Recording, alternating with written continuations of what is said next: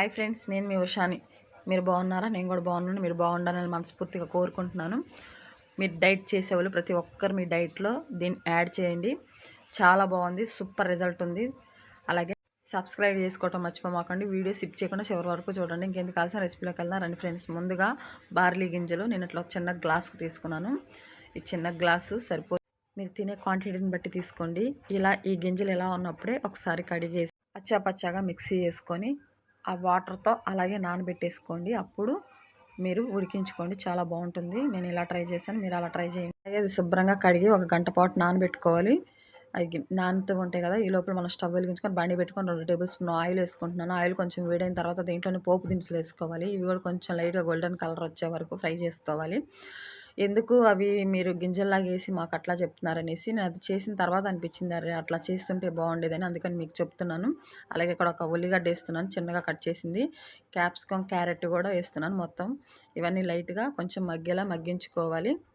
అలా గింజలుగా తింటున్నప్పుడు కొంచెం కష్టంగా అనిపించింది, ఎందుకంటే అవి బాగా మెత్తగా అయితే ఉడికిపోలేదు, కొంచెం గింజల్లాగే ఉన్నాయి. ఇక్కడ ఒక టమాటా వేస్తున్నాను.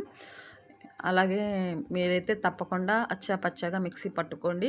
పట్టేసిన తర్వాత కడక్కండి, అలాగే నానబెట్టుకోండి. నానబెట్టుకున్న తర్వాత అదే వాటర్తో మొత్తం కలిపి వేసేసుకోండి. ఇక్కడ టమాటా కొంచెం మగ్గింది కదా, దీంట్లోనే మనం కొంచెం సాల్టు, కొంచెం పసుపు వేసుకొని, దీంట్లో ఇందాక నేను పచ్చిమిర్చి వేయటం మర్చిపోయాను ఫ్రెండ్స్, అందుకని ఇక్కడ ఒక చిన్న పచ్చిమిర్చి మధ్యలో చిన్నగా కట్ చేసి చిన్న ముక్కలుగా పీసెస్గా వేసుకుంటున్నాను. ఈ మొత్తం కొంచెం మగ్గేలా మగ్గించుకోవాలి.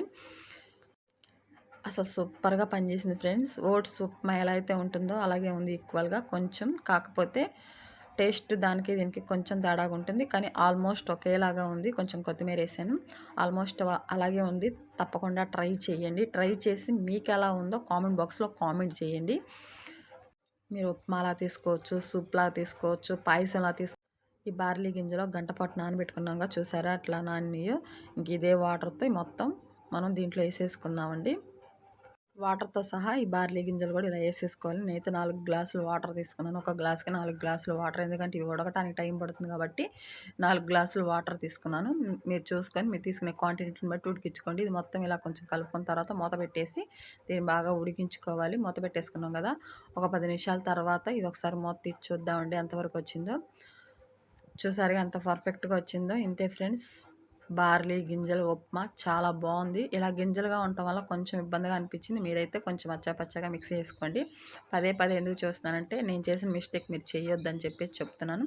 ఈ రెసిపీ మీకు నచ్చినట్టయితే ప్లీజ్ సబ్స్క్రైబ్ చేసుకోండి, లైక్ చేయండి, షేర్ చేయండి, కామెంట్ చేయండి. ఇలాంటి రెసిపీస్ మీకు ఇంకా కావాలి అంటే ఖచ్చితంగా కామెంట్ బాక్స్లో కామెంట్ చేయండి. ఇది మీకు ఉపయోగపడింది అనిపిస్తే మీ ఫ్రెండ్స్కి, రిలేటివ్స్కి కూడా షేర్ చేయమని అడుగుతున్నాను. మరొక రెసిపీతో మళ్ళీ మీ ముందుకు వస్తాను. Bye friends.